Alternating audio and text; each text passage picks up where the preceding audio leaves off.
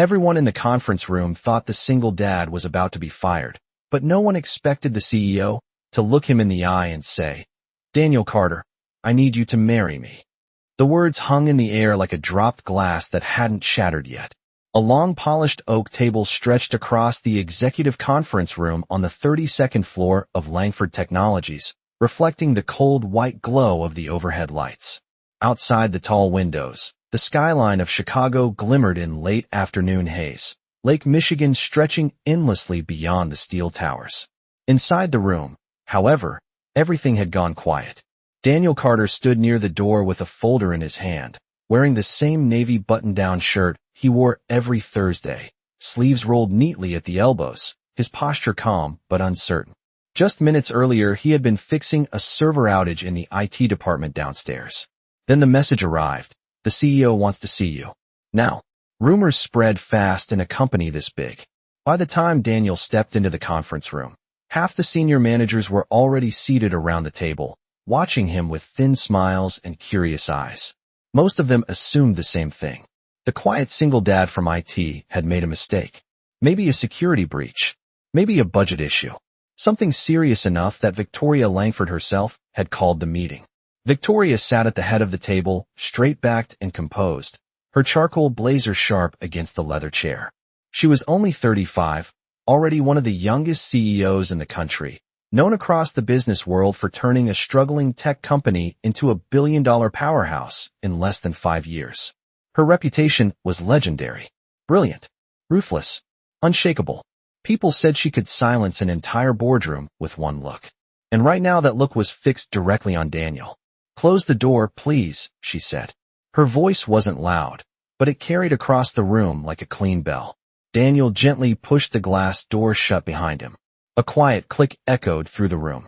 Someone near the end of the table shifted in their chair. Another executive tapped a pen against a legal pad. Daniel stepped forward slowly, unsure why he had been called here in front of so many people.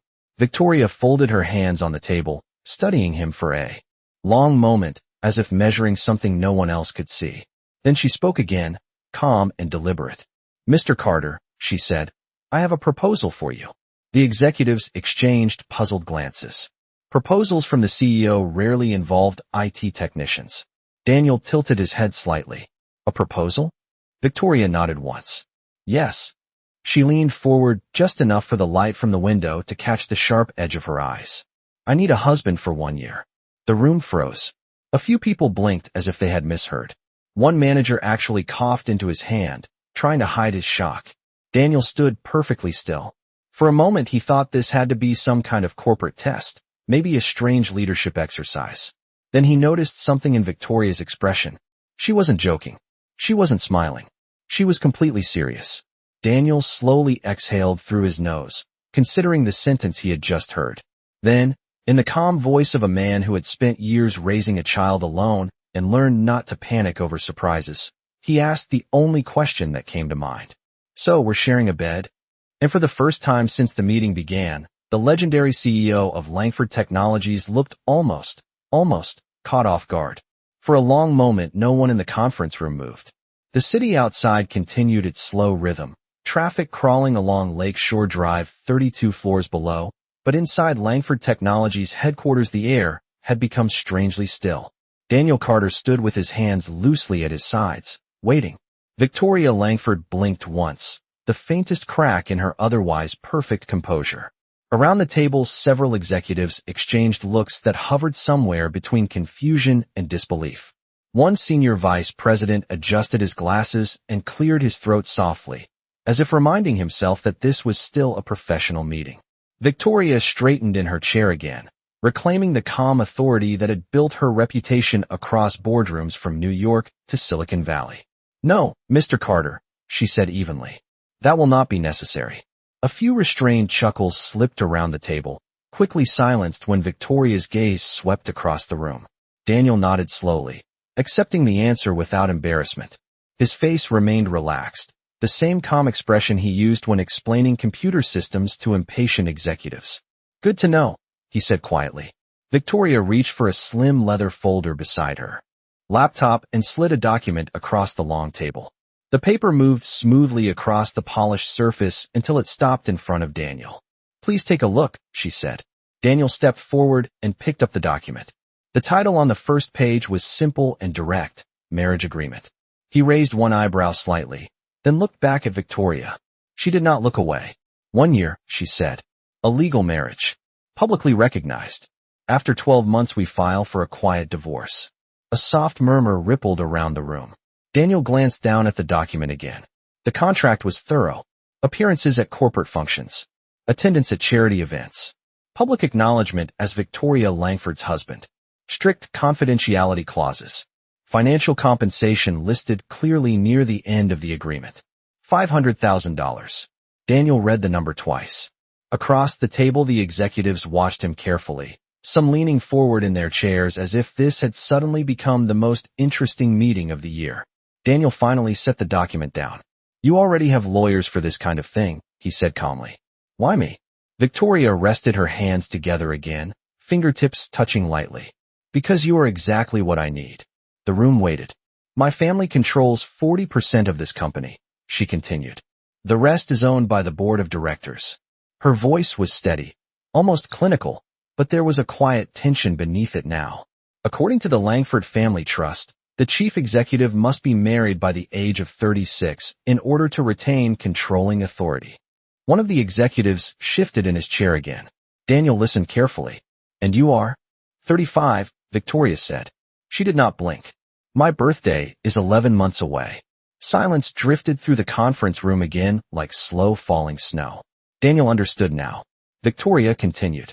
"If I fail to meet that requirement, the trust transfers voting control to my uncle Richard Langford." A faint tightening appeared at the corner of her mouth. "He has been trying to remove me from this company for 3 years. Daniel leaned slightly against the edge of the table, considering everything he had just heard. Outside the window, the late afternoon sun cast long reflections across the glass towers of downtown Chicago. Finally he spoke. "So this is about power." Victoria shook her head once. "This is about stability." She paused, studying him again, with the same careful attention she had shown earlier. "I do not need romance, Mr. Carter.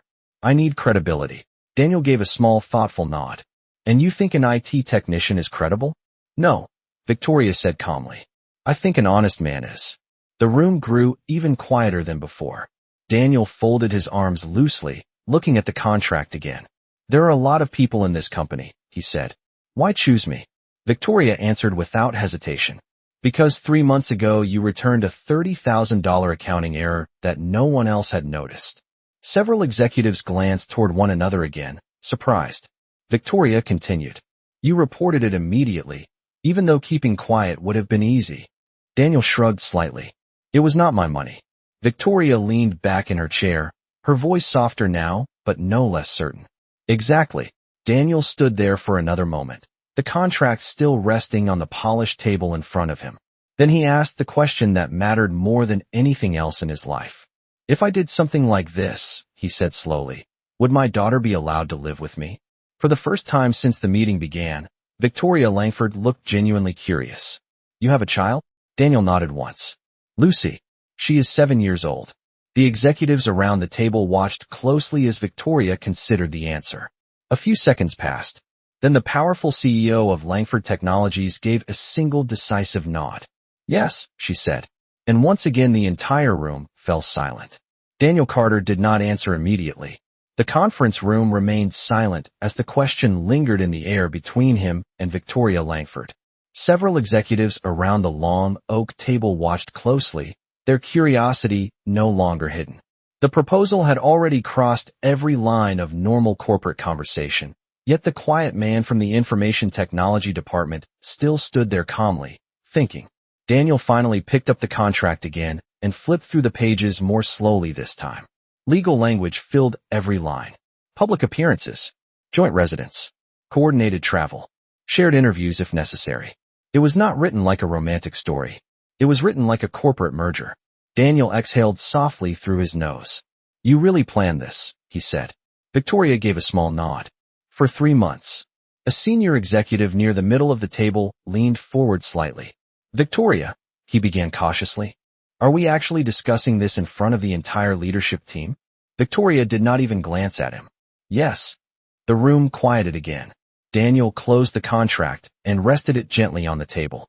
$500,000, he said, looking at the compensation section again. For 1 year of pretending. Victoria answered without hesitation. Yes. Daniel considered that number carefully. For most people in the room, it was a comfortable bonus. For Daniel Carter, it represented something much heavier. It represented hospital bills, school tuition, stability. 7 years of raising Lucy alone had taught him how far money could stretch when it needed to. Still, his expression did not change. And after 12 months, he asked. Victoria folded her hands again. We divorced quietly. No scandal. No interviews.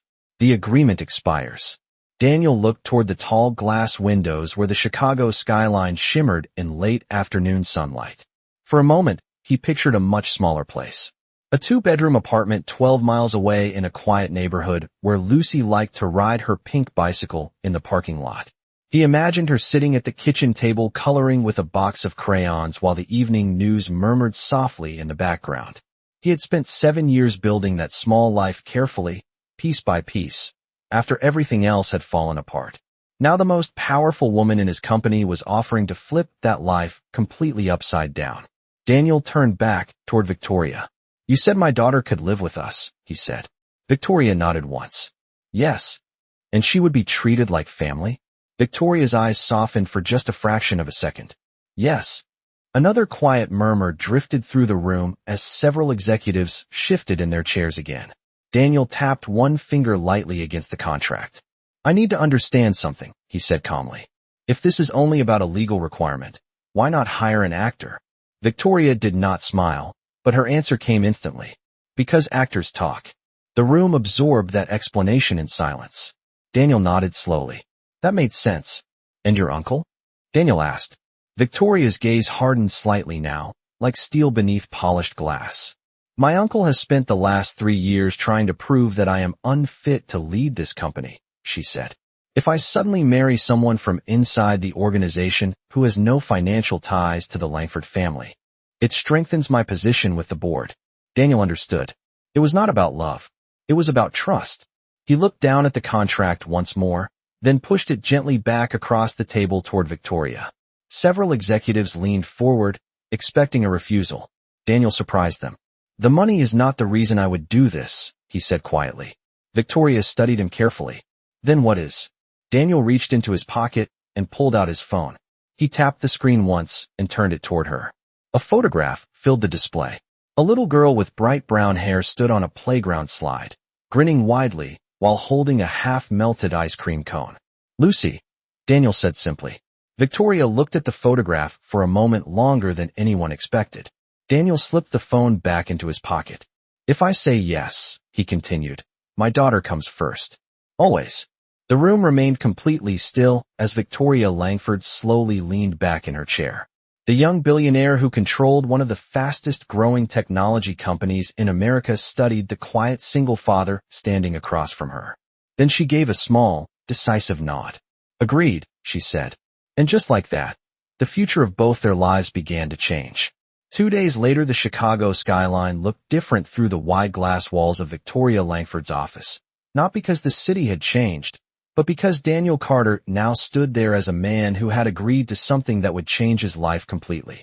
The official documents had been signed quietly that morning in a private legal office on the 28th floor of the Langford Technologies building. No photographers, no reporters, only 2 attorneys, a notary, and the same calm voice of Victoria Langford confirming every page. 1 year. A legal marriage. One carefully constructed public story. Daniel had read every word twice before signing. Now he stood beside the window while Victoria closed a folder on her desk. The afternoon sunlight stretched across the polished marble floor, reflecting faint lines of gold across the room. The announcement will happen next week, Victoria said. The board will present it as a personal decision. Daniel nodded slowly. People will talk. People always talk, Victoria replied. Her tone remained calm, but her eyes were already focused 3 steps ahead, the way executives think when planning strategy. For the next few days, everything stays private. Daniel looked around the office once more. The room was larger than his entire apartment. A wall of glass overlooked half the city. Minimalist shelves held awards from business magazines and framed photos of corporate milestones. Everything about the space reflected precision and control. It was a world completely different from the small two-bedroom apartment where Lucy Carter had just finished her second-grade math homework the night before. Daniel slipped his hands into his pockets. "There is one more thing," he said. Victoria raised an eyebrow slightly. "Yes. Lucy does not know anything about this yet." Victoria nodded once. "Then we should tell her." Later that evening, Daniel's car rolled slowly into the familiar parking lot of his apartment building 12 miles from downtown Chicago. The building was modest but clean, with 3 floors of brick and small balconies facing a narrow row of maple trees. Lucy's pink bicycle leaned against the railing outside their unit exactly where she had left it that morning. Daniel climbed the stairs and unlocked the door. Inside the apartment, the smell of macaroni and cheese filled the kitchen. Lucy stood on a chair at the counter stirring a pot carefully with a wooden spoon that looked almost too big for her small hands. "Daddy," she said happily when she saw him. "You are home early." Daniel smiled as he stepped inside and hung his jacket on the hook by the door. "Looks like someone started dinner without me." Lucy grinned proudly. "Miss Parker next door helped me boil the water." Daniel walked over and gently took the spoon from her hand, lowering the heat on the stove. For a moment, he simply watched his daughter. Her brown hair was pulled into a slightly crooked ponytail, and a few freckles dotted the bridge of her nose. 7 years old, and already trying to take care of things on her own. Daniel crouched down beside her. "Lucy," he said softly, "how would you feel about living in a bigger house?" Lucy tilted her head, thinking carefully the way children do when a question feels important. "Like a house?" she asked. Daniel nodded. "Yes." Lucy's eyes widened. "Does it have a backyard?" Daniel smiled faintly. "A very big one." Lucy's excitement flickered across her face for a moment, but then she looked thoughtful again. "Will you still live there too?" Daniel felt a small knot tighten in his chest. "Of course," he said. Lucy nodded slowly, satisfied with that answer. "Then it sounds nice." Daniel sat quietly for a moment after that, realizing once again that children measure the world differently than adults. Lucy did not care about square footage or luxury or money. She only cared about one thing: whether her father would still be there. The next morning, a black sedan waited outside their apartment building. The driver stepped out and opened the rear door politely as Daniel carried Lucy's small backpack down the steps. Lucy stopped halfway to the car and looked up at the tall buildings of downtown Chicago rising in the distance. "Daddy," she whispered, her voice full of quiet wonder. "Are we really moving there?" Daniel followed her gaze toward the skyline, where glass towers reflected the early morning sun. Somewhere among those towers waited Victoria Langford and a life that neither of them fully understood yet. Daniel took Lucy's hand gently.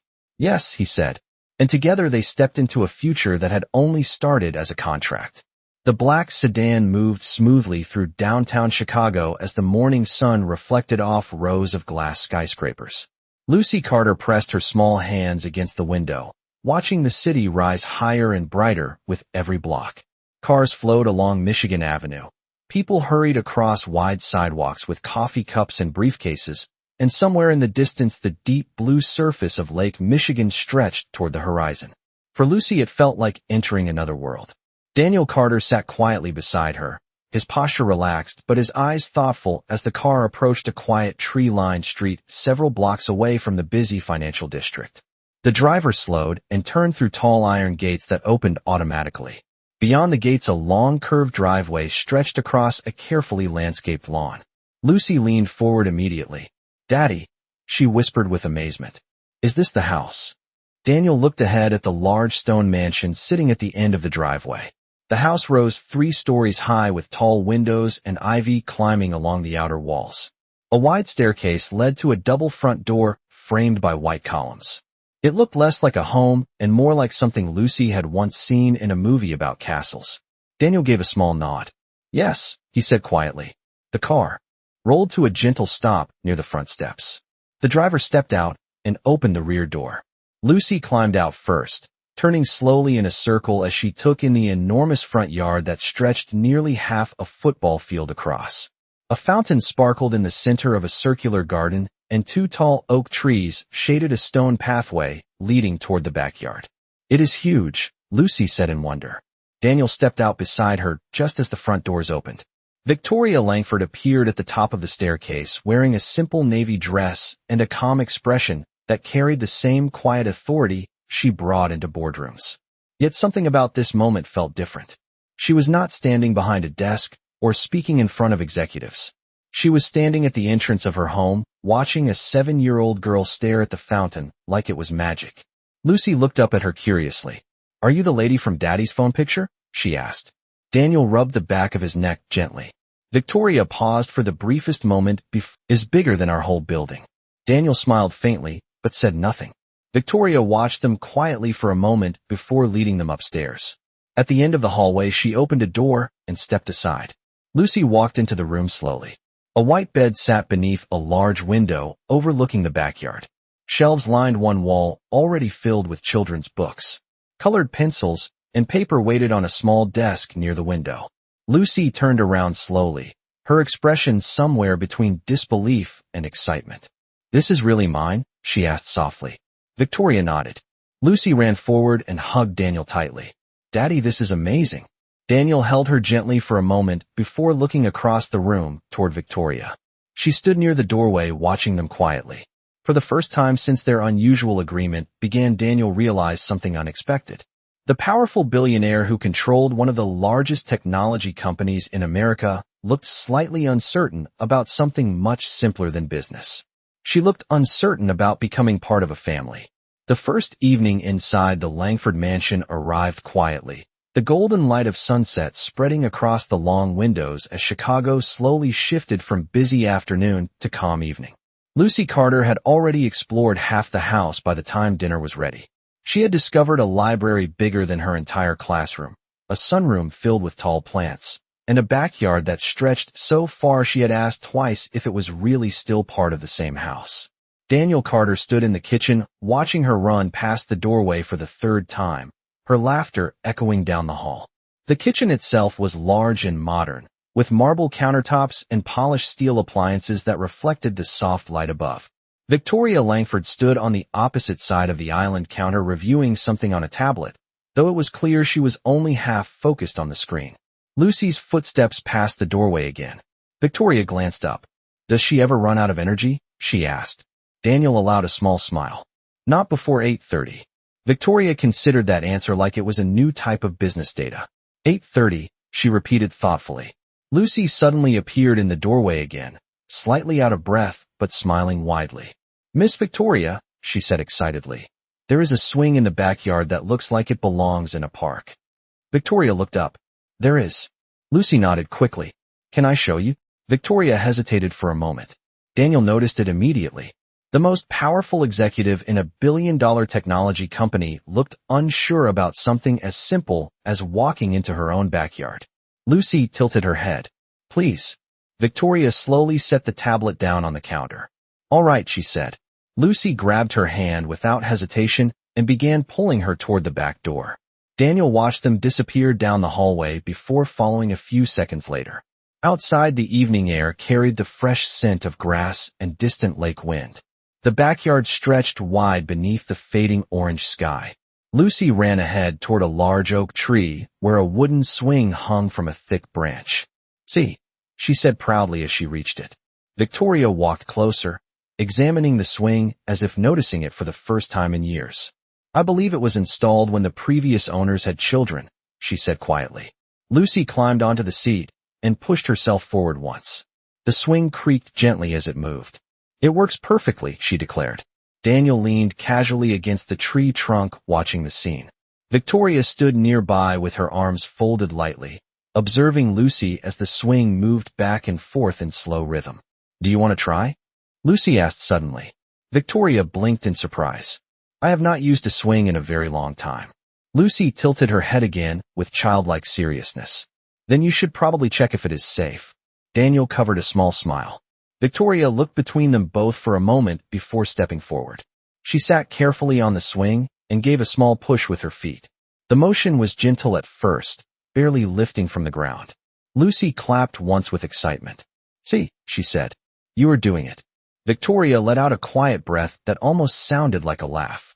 The swing moved slowly through the warm evening air as the sun lowered behind the distant city skyline. For a moment, there were no board meetings, no financial reports, no billion-dollar decisions waiting on her desk. There was only a quiet backyard, a curious 7-year-old girl, and a man standing under an oak tree watching the moment unfold. Lucy eventually slowed the swing and looked up at Victoria with wide, thoughtful eyes. "Miss Victoria," she said softly, "do you live here all by yourself?" Victoria paused before answering. "Yes," she said honestly. Lucy looked around the enormous yard again. "That must feel lonely sometimes." Daniel noticed the subtle change in Victoria's expression. She looked toward the house for a moment before turning back toward Lucy. "Perhaps it does," she admitted quietly. Lucy nodded once as if she understood something important. Then she smiled again. "Well, you are not alone anymore." The words were simple, spoken without any dramatic intention. Yet as the evening air settled around them and the first lights began to glow inside the mansion windows, the meaning of those words hung quietly in the space between them. The next morning the Langford mansion felt different. Sunlight poured through the tall windows across the marble floors, and for the first time in years the house carried the quiet sounds of an ordinary morning. In the kitchen, Lucy Carter sat at the large breakfast table, swinging her legs beneath the chair, while coloring a picture with a bright set of markers Victoria had placed on the table earlier. Daniel Carter stood at the counter preparing toast, while the smell of fresh coffee filled the air. Victoria Langford entered the kitchen a few minutes later dressed in a light gray business suit, her hair neatly pulled back as if she had already stepped mentally into the corporate world waiting downtown. She paused when she saw the scene in front of her. Lucy humming softly while coloring. Daniel spreading butter across 2 slices of toast with calm precision. It was such a simple picture that for a moment Victoria stood silently in the doorway observing it like someone witnessing something unfamiliar. Lucy looked up first. "Good morning, Miss Victoria," she said cheerfully. Victoria nodded politely. "Good morning, Lucy." Daniel placed a plate on the table. "Breakfast is not very impressive," he said calmly. "Just toast and fruit." Lucy raised both hands proudly. "But I made the orange juice." Victoria walked slowly to the table. The glass pitcher sat beside Lucy's drawing, slightly tilted from the effort of a 7-year-old pouring it herself. Victoria sat down across from Lucy, studying the drawing on the paper. "What is that?" she asked. Lucy held up the picture proudly. "This is the house, and that is the big tree with the swing." Victoria noticed something else in the drawing. 3 small figures stood near the tree. "And those are..." Lucy pointed carefully. "That is Daddy. That is me. And that is you." Victoria stared at the drawing a second longer than expected. Daniel noticed the brief pause, but said nothing. Just then Victoria's phone vibrated quietly on the table. She glanced down, and the calm morning atmosphere shifted almost instantly. A message from her assistant filled the screen. "Board meeting moved to 10:30. Urgent. Richard Langford attending." Victoria placed the phone down slowly. Daniel watched her expression change. "Something wrong?" he asked. Victoria shook her head once. "Just business." Lucy continued coloring, unaware of the tension that had quietly entered the room. Victoria finished her coffee and stood. "I need to go to the office," she said. Daniel nodded. "Lucy and I will explore the neighborhood." Victoria hesitated for a moment before walking toward the door. Then she turned back slightly. "Daniel," she said, "be careful about speaking with reporters if anyone approaches the house." Daniel raised an eyebrow. "Reporters?" Victoria gave a faint exhale. "My uncle rarely waits long to create attention." Daniel understood immediately. Richard Langford, the man who had been trying to remove Victoria from power for years. Victoria left for the office a few minutes later, the black company car disappearing through the iron gates. The mansion grew quiet again. Lucy finished her drawing and held it up proudly to Daniel. "Do you think Miss Victoria liked it?" she asked. Daniel looked at the 3 small stick figures under the oak tree. "I think she did," he said gently. Lucy nodded and taped the drawing to the refrigerator with a magnet shaped like a small star. Meanwhile, across the city, inside the glass tower of Langford Technologies, the boardroom doors closed with a soft click. Executives filled the long conference table, while Richard Langford sat near the center with a confident smile that suggested he had arrived prepared. Victoria Langford entered the room a moment later, calm as always. Richard leaned back in his chair and folded his hands together. "Victoria," he said smoothly, "I hear congratulations are in order." Several board members looked between them carefully. Victoria remained composed. For what exactly? Richard's smile widened slightly. For your sudden marriage.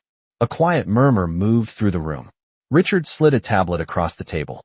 On the screen was a photo taken just outside the mansion gates earlier that morning. Daniel Carter and Lucy stepping out into the sunlight. Richard tapped the image once. Interesting choice for a husband, he added calmly. The room fell silent. The boardroom remained silent after Richard Langford finished speaking. The large screen at the end of the room displayed the photograph he had shown only moments earlier. Daniel Carter stood outside the mansion gates in the early morning light, while Lucy held his hand beside him, both of them unaware that a camera lens had already turned their quiet moment into corporate ammunition. Victoria Langford stood at the head of the table with the same calm posture she carried into every major negotiation, yet the room felt heavier now. Several board members studied the photograph carefully while others looked toward Victoria, waiting for her response. Richard leaned back comfortably in his chair as if he had already won the first round. You married an information technology technician from your own company, he said casually, and moved him and his daughter into the Langford estate within 48 hours. He tapped the tablet again with one finger. That is a very interesting sequence of decisions for a chief executive officer. Victoria did not look at the screen again. Instead, she looked directly at Richard. My personal life is not subject to board approval, she said evenly. One of the senior board members cleared his throat. Technically, that is correct, he said slowly. But the family trust agreement does require transparency when marriage affects corporate leadership. Richard smiled faintly at that statement. Exactly, he said. And transparency is all I am asking for. He turned the tablet so the other members could see the photograph again. This looks less like a marriage and more like a strategic arrangement. The room absorbed his words carefully. Victoria remained still for a moment before speaking again. My husband is an honest man who has worked inside this company for years, she said. That is not a weakness. Richard lifted his eyebrows. Perhaps not, he replied. But investors may see it differently. He paused before adding his final sentence. Especially if they believe the marriage was only designed to protect your position. The room fell quiet again. Meanwhile, across the city, Daniel Carter stood in the backyard of the Langford mansion, watching Lucy carefully place small pieces of bread near the edge of the fountain. You said we might get fish, she reminded him. Daniel crouched beside her. First we check if the water is clean enough. Lucy nodded seriously as if this was an official scientific process. She leaned closer to the fountain, studying the clear water that reflected the tall oak tree above them. Daniel glanced briefly toward the iron gates at the far end of the driveway. A black sedan had slowed near the entrance earlier before driving away again. He recognized the pattern. Reporters were beginning to circle. Lucy suddenly looked up. Daddy, she said quietly. Do people take pictures of the house? Daniel considered the question carefully. Sometimes, he said. Lucy thought about that for a moment. Because Miss Victoria is famous? Daniel smiled slightly. Something like that. Lucy dropped the last piece of bread near the fountain and stood up. I do not think she likes being famous, she said thoughtfully. Daniel looked at her with curiosity. Why do you say that? Lucy pointed toward the big house behind them. Because she looked happier on the swing yesterday. Daniel did not answer immediately. At that same moment in the downtown boardroom, Victoria Langford stood calmly, while every executive in the room waited for her response to Richard's accusation. She finally stepped forward and turned the tablet back toward herself.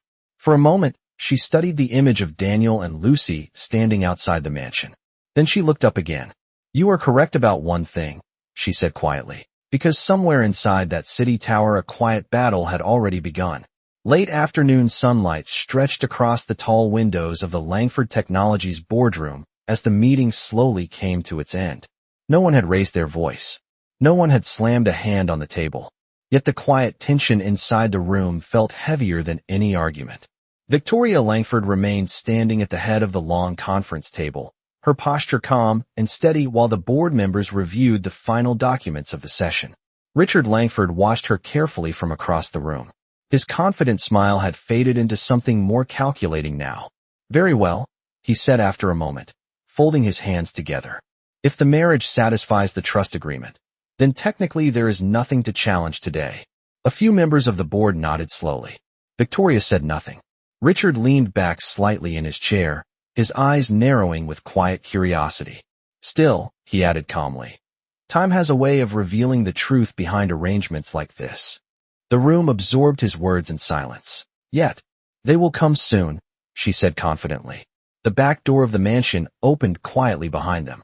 Victoria Langford stepped outside and paused on the stone patio. Her day had been filled with boardroom politics, legal discussions, and the careful balance of corporate leadership. Yet the moment she stepped into the quiet backyard, the noise of the city seemed to fall away. Lucy noticed her first. "Miss Victoria," she called happily. "We are feeding the future fish." Victoria walked closer, watching the tiny ripples forming in the fountain water. "That seems very forward-thinking," she said calmly. Daniel gave a small nod of greeting. "How was the board meeting?" Victoria stood beside the fountain and looked at the calm water reflecting the evening sky. "Predictable," she replied. Lucy climbed back onto the swing and pushed herself gently again. "Did anyone make you sad today?" she asked without looking back. Victoria blinked in surprise at the question. Daniel watched quietly, curious about the answer as well. Victoria considered the question for a moment before speaking. "No," she said softly. "Not today." Lucy nodded as if satisfied. The swing moved slowly through the warm evening air while the last light of the sun faded behind the trees. Daniel leaned against the oak tree again, his arms folded loosely as he looked toward Victoria. "Your uncle will not stop," he said calmly. Victoria met his gaze. "I know." There was no fear in her voice, only certainty. Lucy suddenly stopped the swing and looked toward them both with a bright smile. "Good thing we are a team then," she said. The words were simple and light-hearted, spoken the way only a child could say them. Yet the quiet meaning settled gently in the evening air. Victoria glanced toward the house, where Lucy's drawing still hung on the refrigerator door inside the kitchen. 3 small stick figures beneath a large tree. Daniel, Lucy, Victoria. For the first time since signing the contract, Victoria Langford allowed herself a small, thoughtful smile. Perhaps the agreement had begun as strategy. Perhaps it had begun as protection. But as the evening grew quiet around the oak tree and the swing moved slowly in the fading light, something else was beginning to grow inside the walls of the Langford mansion. Not a contract, not a plan, something quieter, something stronger. And in that peaceful moment, the future felt less like a battle and more like a beginning.